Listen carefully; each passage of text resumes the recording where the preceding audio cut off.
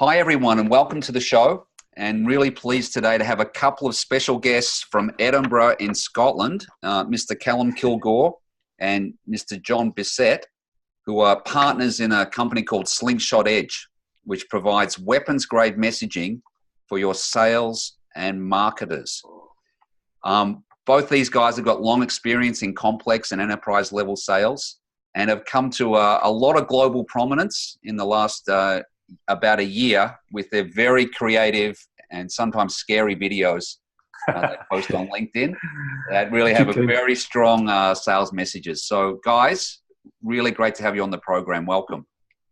Thank you. Thank you so much. Very excited about this. This is one of our first podcasts ever. Yeah. Great. Let's enjoy it. So guys, I'd like to start off with, what you're doing in your business and the key problems that you see with companies and with sales teams out there. Okay. Sure. Okay. Well, there's three big problems that organizations have that we try and help them with.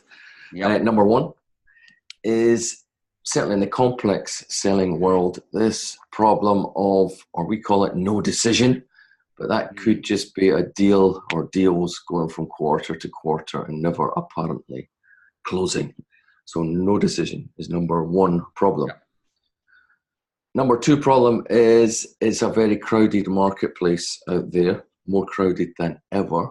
So from your buyer's point of view, to see why they should choose you is very difficult. So helping sellers differentiate themselves in the marketplace is number two problem.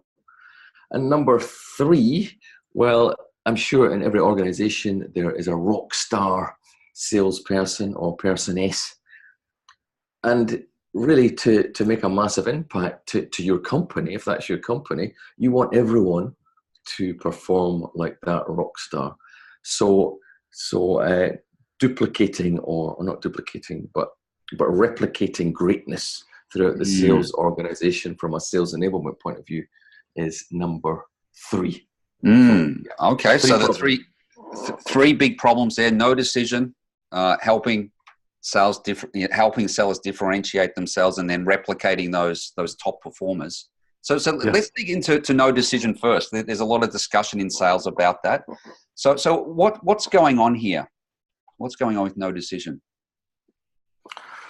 Well, I think one thing is it's becoming increasingly more complex from the buyer's perspective. Technology is getting more complex. The number of stakeholders, particularly in the enterprise software or tech space, the number of stakeholders that are touched by a new platform, new solution, new system, that's becoming larger and larger. So if you think about the number of people that have to give a consensus to move ahead, it's becoming greater. Yes. Going back to my own experience, probably in the airport world. So previously I sold airport systems, Steve, operations and planning systems. And it was getting to the point in some of these tender presentations, you would walk into a room with a cast of 1,000 there. You had people from finance, IT, operations, planning, all with their own vested interest in the solution. And that was one of the big challenges, is how do you create value for each of these people? And you're not only selling software, you're selling change. It's change management. It's a change to process. And that can be scary. That can be a risk for an organization. Big change is a risk. Yeah. So there's a lot of those folks there that can probably say no, right? But they're not that interested in saying yes, or they want to make life easy for themselves. And it's very hard for that champion to overcome that. Yeah, totally. So loads of stakeholders. I think CEB's great book, the Challenger Customer, is now they're now saying there's 10 people on average. It's hard to believe, really. When we sell, I don't think we ever speak to 10 people in the buying group, but they reckon there's 10 people. Yeah. But the other reason for no decision is fear, is people's sense of self-preservation. Because, again, a lot of sellers probably don't realize this, but whatever problem their solution is supposed to be solving, your buyer is probably already solving it, or at least addressing it in some way. It might not be as beautiful as you're doing it, but they're still addressing it in some way. And up until now, whoever's in charge of that, whoever's in charge of addressing that problem, so far, they've not been fired. And as John said there, when you present your solution to them, you're not just presenting software or whatever it is, you're presenting massive change that has to run through their organization. And because they've got all these stakeholders, whoever it is you're talking to, if you're just talking to one person, they as individuals have to articulate the reasons for change to all of these other people. And nobody's trained them how to do that. And from their point of view, that's very difficult. Yeah. And they've got to put their neck on the line to do that. You know, if they're going to promote you and prioritize you and your project over some other project, they're putting their reputation and neck on the line. And, you know, you've got 1 million people in an organization competing for budgets and projects. So to put your one forward, it's a big risk for that champion. Yeah, it's absolutely. a huge risk. And how many large IT projects fail? Yeah, no, it's huge. 50%, 70%. It's a big number. 30%. It's some risky proposition, isn't it? It is. Yeah, definitely. Yeah, So and it's true. Buyers, they may be not buying these solutions that frequently. They don't really know how to go about that. And yeah, absolutely. All right, so that's no decision. Maybe could ask you about the crowded marketplace and helping sellers differentiate themselves. What's the challenge there? Sure.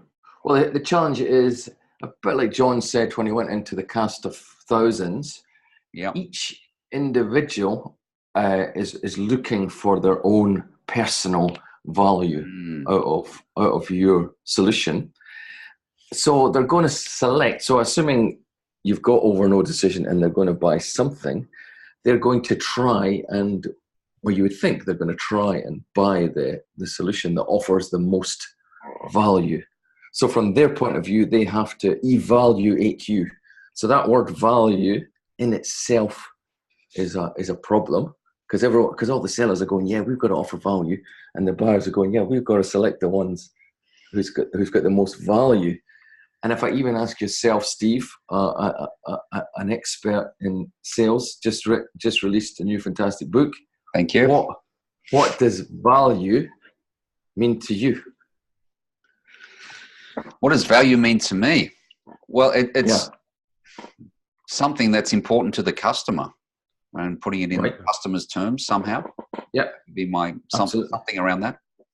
Right. Well, imagine we had 2 or 3 of your colleagues either side of you, and then we went to one of your colleagues and we said, I know where you're coming from. Yeah, like revenue growth or margin growth might be important to me. But the finance guy is more risk management, or the audit person. Totally. So every individual has got their own definition of value. And when sellers say, yeah, we're going to offer you some great value, the seller nobody really knows what anyone means there. Everyone's got their own interpretation. This is an abstract term. If I said, pick up some value, it's very hard to imagine what's in my hand here if that's value. So it is not concrete. So that's one of the problems. No one knows what value is, and they're all trying to select a solution based on value. Everyone's raving on about value, and nobody really knows what it means, or everyone's got a different definition. So that's one. The other one is just, if you have a look on any tech website, I did this again in my previous role. I went around our competitors' websites, and I took the copy and text off the websites, the homepage, and I anonymized it, and I put it on a document, and I sent it around our business. And I said, tell me which one of these paragraphs is from our website. And no one could do it. No way. No one could do it. They all looked identical. Wow. So as a buyer, it's really hard to differentiate when you're browsing and doing that research, because, most tech companies, most sellers are promising the same things. They're talking about a solution, and they're promising benefits, and they all kind of sound the same. Yeah, they're saying So it's very hard from the buyer's we're number one in this space, we're number one in that space. We've got 10 offices, we've got great support. We can increase your efficiency, we can reduce costs, and we can, improve customer satisfaction. Yeah. And you look at these things and you say, as a buyer, I can't see a difference. So it's very hard as a buyer to distill that concrete, unique value from each organization. Okay, I've got that sort of sea of sameness and everything that the customer sees. Well, you said the word sea there. When you think of the word sea, you think of billions of gallons of water, or billions of cubic kilometers of water. And if you think of that as information, that is what it's like for your buyer. There's tsunamis of sea crashing. So much content. Yeah. There's so much information, and it's very difficult for them to simplify that down into something meaningful for them. The seller often, we call this the curse of knowledge, and me and John suffer from it as well. Maybe you suffer from it. Yeah, from time to time.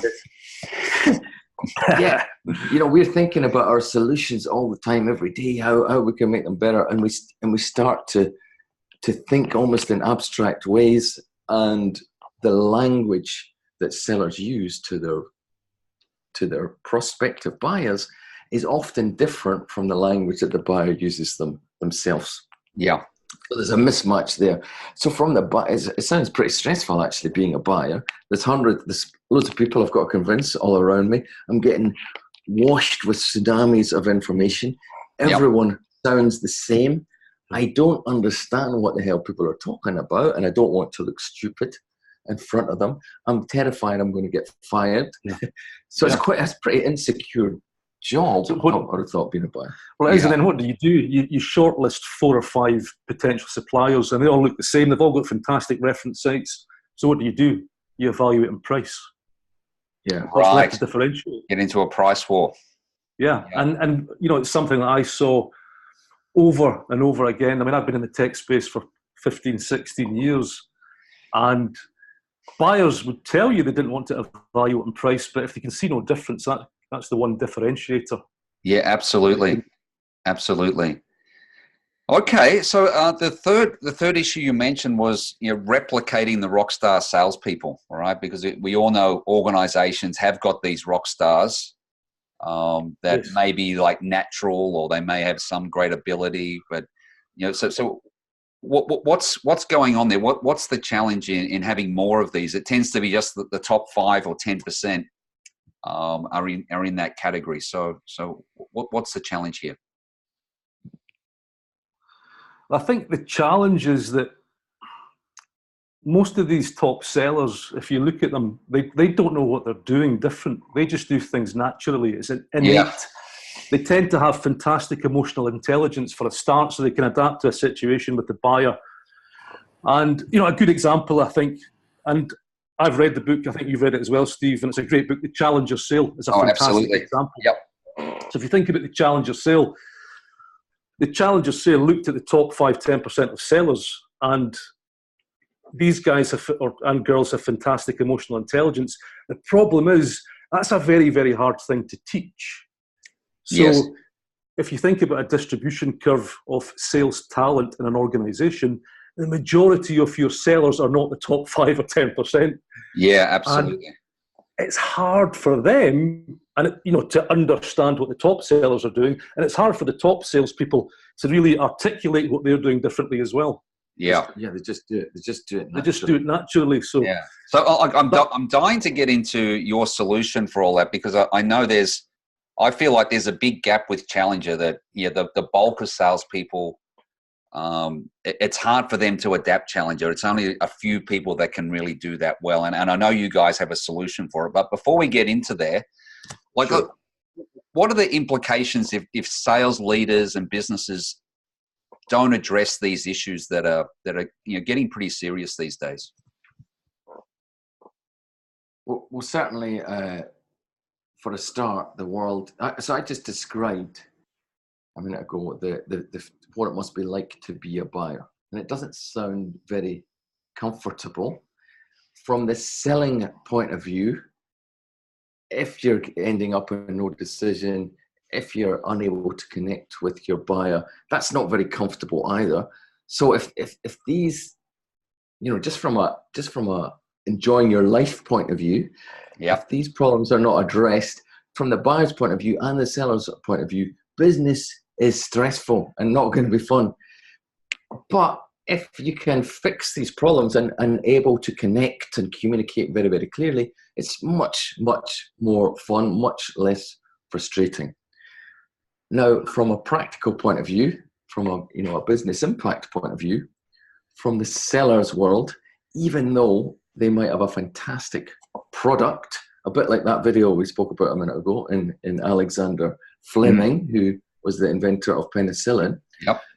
Even though you might have a fantastic product, if you cannot clearly articulate why, first of all, your buyer should do something, and then do all the discovery and show how your buyer's best option is to choose you. If you cannot do that, even though you've got a fantastic product, you're not going to grow.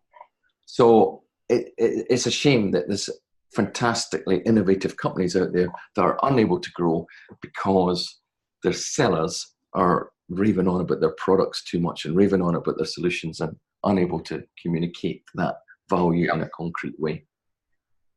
You get into add? No, it's quite simple. I mean, it's your conversion rates. I mean, you won't win as many as you should or as many as you want to, whether that's losing to no decision or losing to your competitor. It's as simple as that. Yes. And I think on the no decision side, that's a tricky one because not everyone measures it. Because no decision, a lot of these deals may still be live in your CRM. You've still got them live. You're still kind of convinced. They're the ones that roll over every quarter, are they? Yeah, this one's going to close next year. Are you sure it's going to close, John? Absolutely. The buyer said they're going to get the funding approved. So It's still live in your funnel.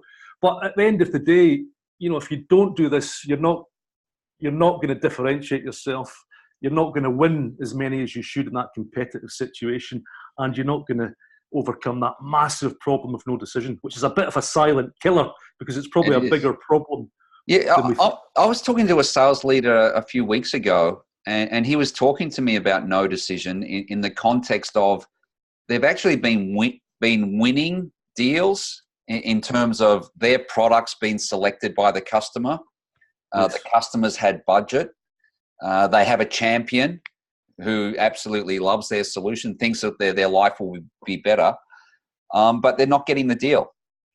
So they're sort of saying, our sales guys are doing a great job. We're winning, but that doesn't count for anything, right? It's not enough just to win the beauty contest.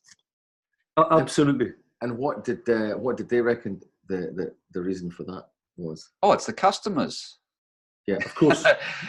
Customers' fault. He's trying to solve it, and I think he's recognizing that there's a whole other half to the sale here that we have. Definitely. That was with the buying committee, and of course we're competing with other priorities in the business as well.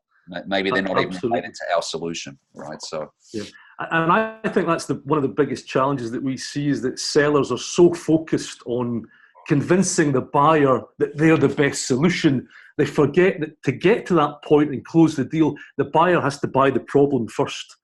Yes. And if you don't sell that problem and convince the right people in that buyer's organization that you have to change, if you don't change, then there's danger, there's a threat to your business. If you can't convince the buyer of that first and foremost, then there's never going to be a deal. And most sellers are not spending enough time on that part of the sales process. Yeah, sure. All right, let's switch into solution mode a little bit. And I would like to know, how you guys view how we should be going about our content selling compared to the way most folks are today. Okay, well, if you imagine you've got a huge fire, and that no decision problem is a huge fire. How do you fight fire? You fight fire with fire. You almost deprive the other person's fire of oxygen by using more fire to put it all out. Now, what does that mean? Well, almost your biggest competitor is your buyer, and remember there could be 10 of them, there's a little voice inside your buyer's head telling themselves a story. And that story is a bit like what we spoke about earlier, was they're looking at you going, oh, I can see these benefits, but so far, I can see these benefits, but that's huge amounts of change. And so far, I've not been fired. And I've got to explain that to all these other people in the decision-making group. I'm scared. I might get fired if I move ahead. I'm just going to leave things as we are. So there's a little dialogue inside people's heads that looks like that. Yeah, so the status quo is not so bad. You know, I may as well say status quo. Exactly. Yep. So it's that's the fire I'm talking about. So the fire you're going to attack that with is another story. So you're going to fight a story with another story, and that other story is going to show your buyer that actually, if they don't want to move forward because they feel they're on safe ground right now, safe enough. Yep. So your story is going to show your buyer that if they remain where they are, they're actually going to be on very unsafe ground very soon, because okay, they've told you some of their problems, or you're aware of some of their problems before you got there.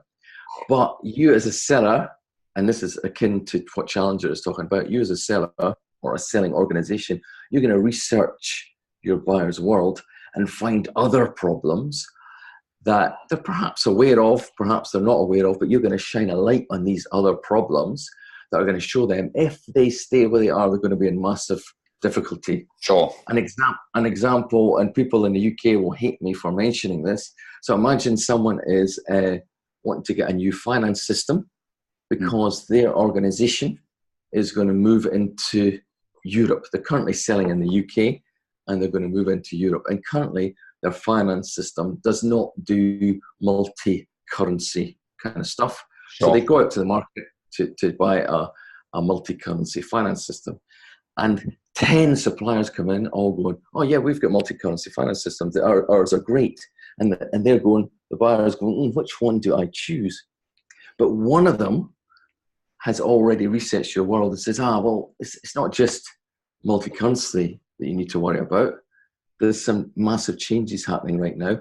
Brexit, and this is the thing that the UK will hate me for even using that word, because we're all sick of that word. But Brexit's about to happen, and that means it's not just multi-currency that you have to think about. There's some international law that you need to care about. These international laws in particular you need to care about. And when Brexit happens, these laws mean that you might get prosecuted. And if you're prosecuted, you can't do business. And actually the likelihood of you getting audited, you can look at this information from Gartner here. It shows you that you're more likely to get audited now more than ever before. So suddenly this seller is not just being a seller going, we can do finance stuff better than everyone. Here's a case study. That seller is saying, look, here's some valuable information.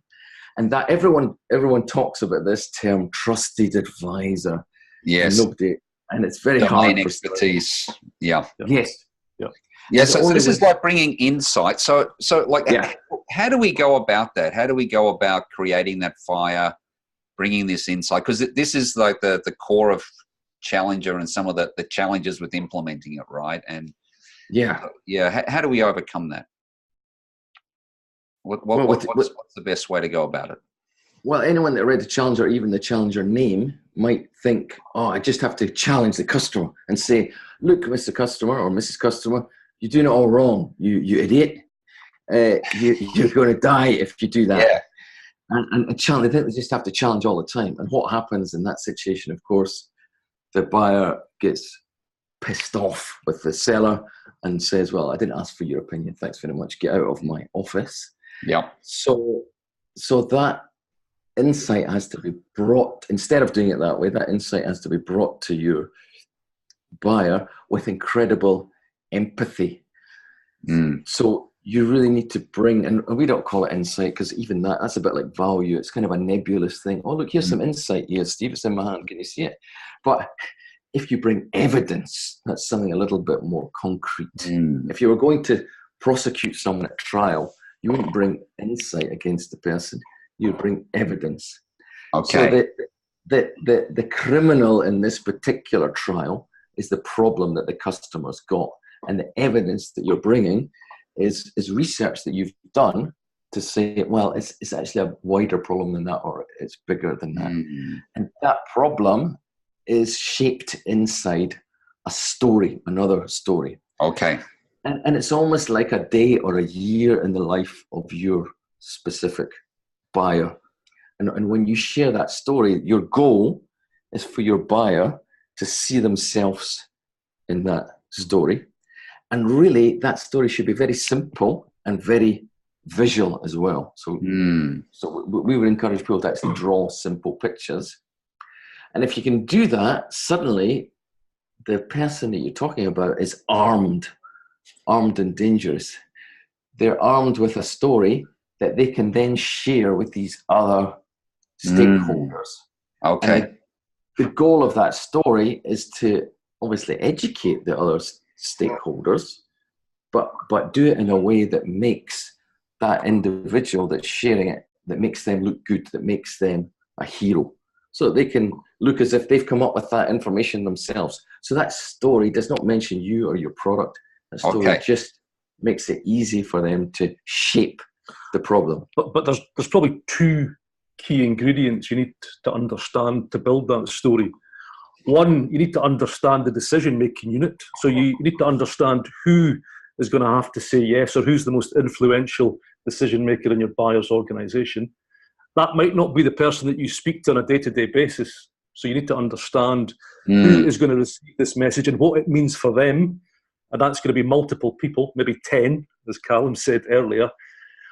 You also need to understand which problems you solve better than any of your competition. Now, you're not going to talk about your solution in this story, but you're going to start to amplify some specific problems and provide evidence to make these problems appear bigger and bigger for the buyer.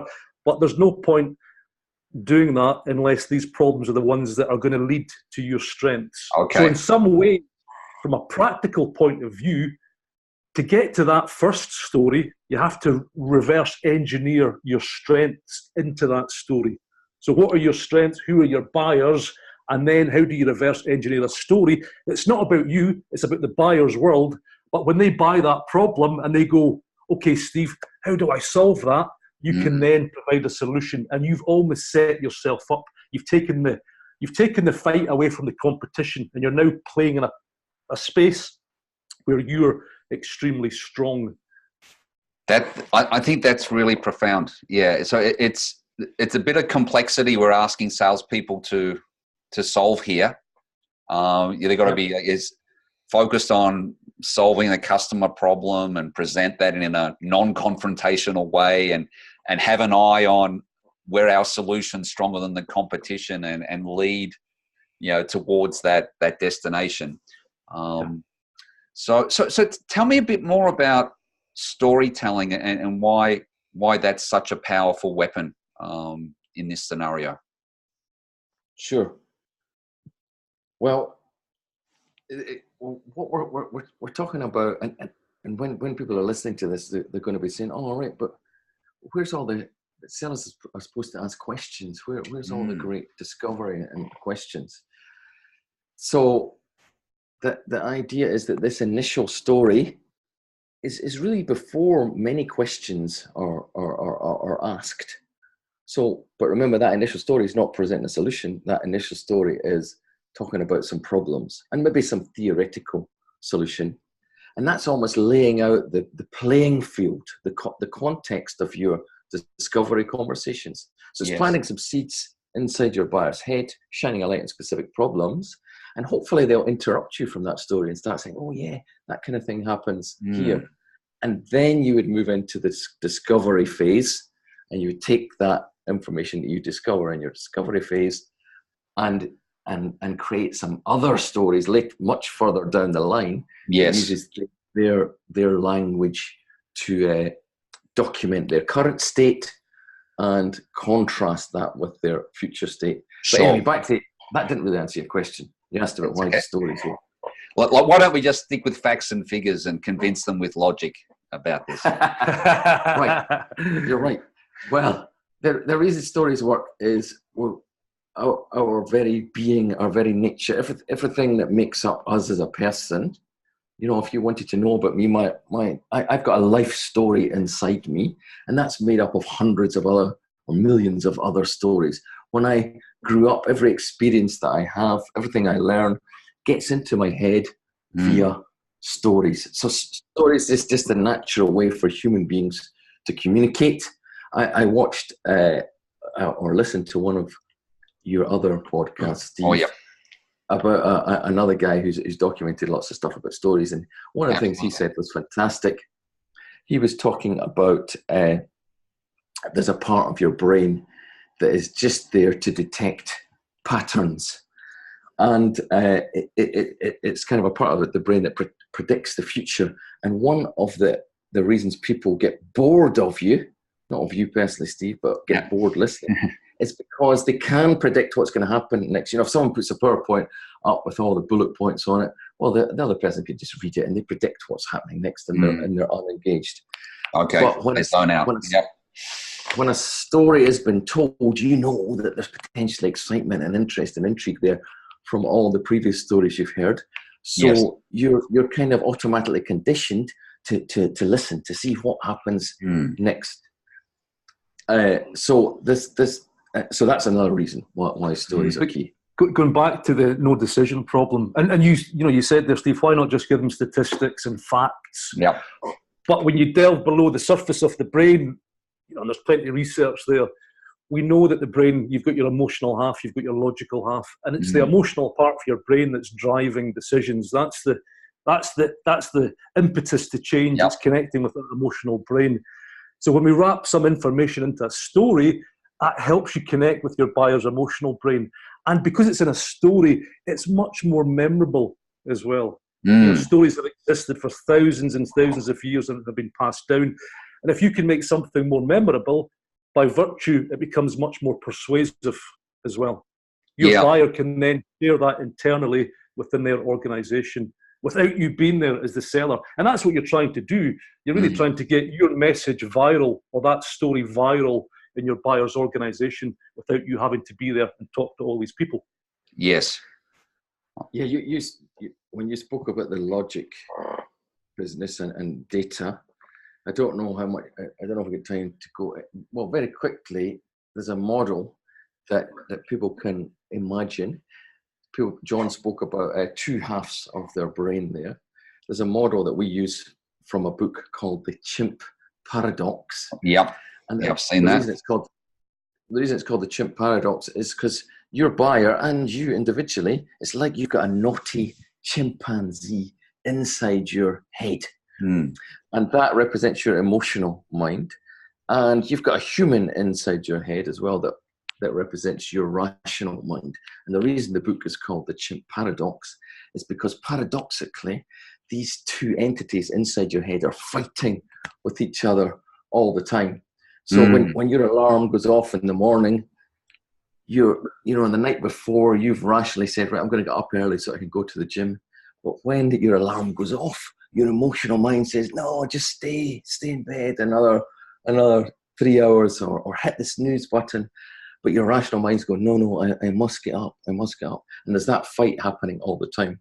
Okay. And when your buyers are making that decision to not move forward for no decision or to move forward, it's that chimp that's in action because it's an emotional decision. If they're not moving forward, the chimp's frightened. Oh, you might die. The chimp's number one reason of being there is to keep you alive. And the chimp's frightened that it might get fired, or when you explain what you're going to do to your colleagues, you might look stupid. So it's that emotional state that stops your buyer moving forward. So you're going to use the same emotional ingredients to address that chimp to try and get them to move forward by saying, hold on. If you don't change, there's going to be trouble ahead. Yeah. And that chimp's got a whole lot of different stimuli that it's very sensitive to. It's also very powerful, more powerful than the rational brain. And most sellers try and use logic to persuade their buyer to move. Exactly. Yeah, and most of the sales training and product training is all about that, isn't it? So it is. And every seller is promising ROI. You're the 10th seller I've seen this week, Steve, who's going to give me 4-to-1 ROI in the next 12 months. Yes. This goes back to we discussed the distribution curve. How do you make the majority of your sellers fantastic? How do you replicate greatness, that top 5 or 10%? The top 5 or 10% of your sellers are fantastic at talking to the buyer's emotional mind because they've got such great emotional intelligence themselves. So they are talking, they're making that emotional connection with their buyer. And yes. That's one of the key differences between great sellers and average sellers. They're not just going in there and talking about ROI. They're actually looking at the buyer and understanding what the buyer or what value at an emotional level means to the buyer. And how do they pull those emotional levers as well as the logical levers? I don't know if you saw the article, Steve, but I'm sure you'll be aware of Chris Orlob from... Oh, yeah, sure. I get an email from him every week. Yeah. Yeah, he publishes some fantastic content, really a valuable fellow to follow. But one of his most recent posts, he'd used all the output from gong.io and analysed loads and loads of calls, like thousands of calls, early on in the sales cycle or buying cycle. And he'd identified, or the kind of conclusion that they came to was sellers that even mention the term ROI in early conversations are, I don't know exactly the number, but are much less likely, that deal's much less likely to turn it into a win than people that do not mention ROI. Okay. And it's because of the reasons that we just spoke about. Your chimp is not interested in ROI. Your chimp so we need to appeal to the chimp, the emotional brain. And it's like the decisions are made on emotion, justified with facts later. Often it fits into that theory, right? Definitely. Yeah. So and guys, it's really hard. We're coming up towards the end here. So I would like to hear from you, like on what Slingshot Edge is doing. Who are your target customers? What sort of services and products you guys have? Sure. Well, it's these three problems that we just spoke about. No decision, how do you differentiate yourself, and how do you replicate greatness? And the deliverables that our buyers get to help them overcome these are stories that have been sucked out of their best sellers' heads and sucked out of their product marketing people's heads and sucked out of their leaders' heads and arranged into, so we're not talking about hundreds of stories, we've got very specific stories. The first story is called a cause to act story, because that gives your buyer a reason to actually change and move forward. And these stories are documented in a very visual way so that people can draw it. So essentially that is the asset. And the other stories later on that help your buyer your seller present your offering gives a kind of model picture of a typical buyer's current state, the status quo, and what's wrong with that, and what's the impact in all the different buyers, and it contrasts that with a better future state. And the difference between the current state and the future state is a concrete representation of the value that you offer. And then when your buyers see these pictures, then there's no ambiguity about what value is. Each individual could see, here's the current state, what's the impact to me if we don't change, and look, there's a future state, there's a much better place to be. Sounds powerful. And I like the idea of you do graphics and pictures with that as well. That's something I haven't seen elsewhere. It's meant to, these are really impactful. If you can imagine a face-to-face meeting and your seller is whiteboarding some images as he's telling the narrative, and it gives your buyer an anchor. So when you leave as the seller, the buyer, remember, it's a simple picture that you've drawn, but there's a lot of words anchored around that picture. So your buyer's much more likely to remember that story when you leave. Sure. But very simply, it's 2 stories: why you should change, why it's not safe to maintain the status quo, then why you should choose me. That's when you boil it down, that's what you're doing. The why you change story, you're also creating a buying vision. So it's not just about all the bad stuff that's going to happen if you do nothing, but there's a much more pleasurable, desirable future state in that story as well. And again, that's a story of contrast. Yes. And the momentum or impetus to change is the difference between that future state and the current state if you do nothing. Once your sellers have, or once your buyer has bought that problem, bought that buying vision, they're then going to ask you, how do you help? How do you solve that? And that's when you're going to play your second story. Here's why you should choose me. But most sellers just jump to the choose me story before they try and sell. Oh, absolutely. Story. Yes. That's how we've trained them, and they get bombarded every week with product training and benefit training and all of this. So they tend to be wound up to do that. Absolutely. There's a fantastic book by a guy called Danny Kahneman. Oh, yeah. Everyone should read, called Thinking Fast and Thinking Slow.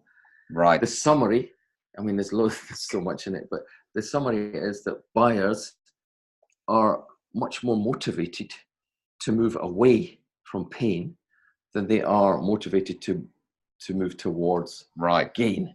Okay. So that means if you forget about all your benefits and your solution, and you just focus on the problem, you're generating more momentum for your buyers to take action just by focusing on the problem.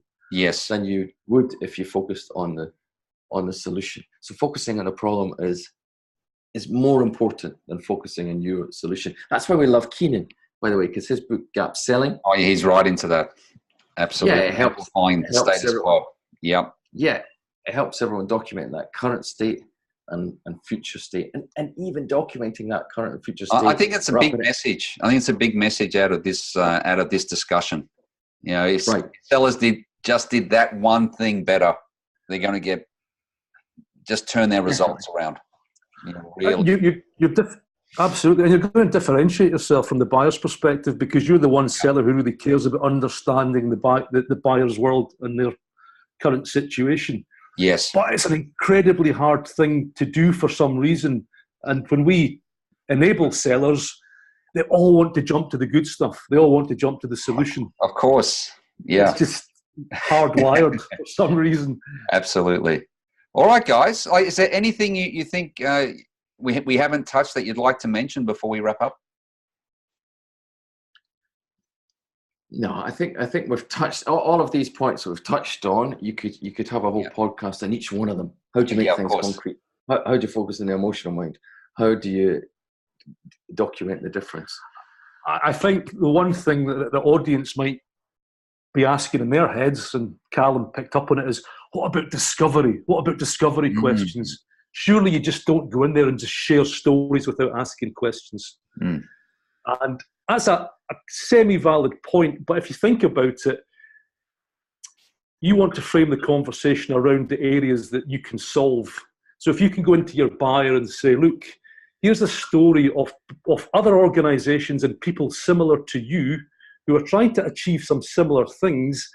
How does this fit? These are the types of problems that they experienced. There's the impact of those problems they experienced. Yes. How does that relate to you?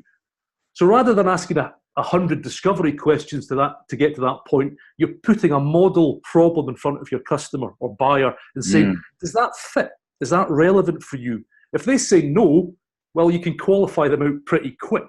But if they say, yes, Steve, that is quite relevant, then you can start to do a bit more discovery around that. So it's quite an efficient way to get to the crux of instead of starting out like wide and open and the customer could end up going in any direction. We want to start with our stronger suits.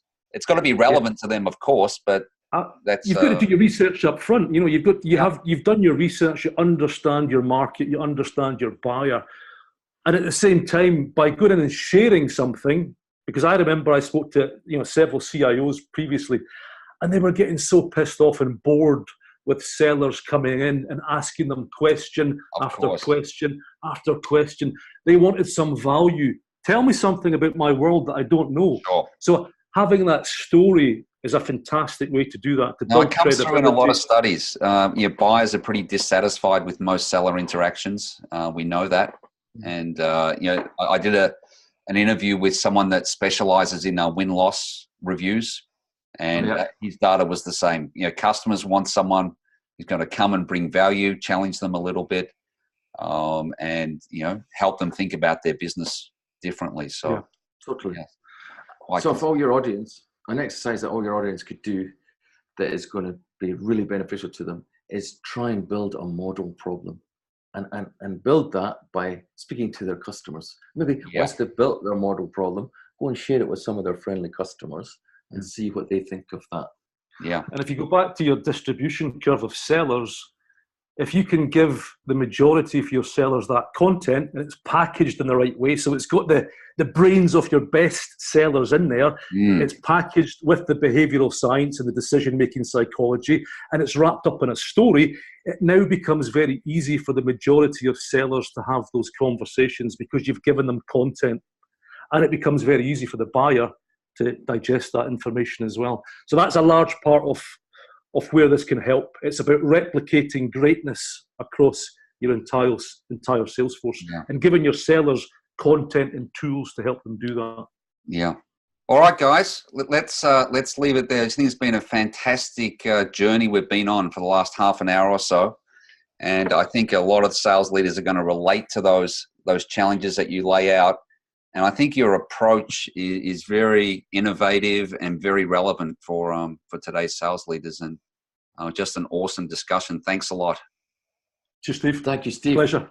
All right. Talk soon. And thanks, everyone, for watching and listening. And we'll see you soon. Bye-bye.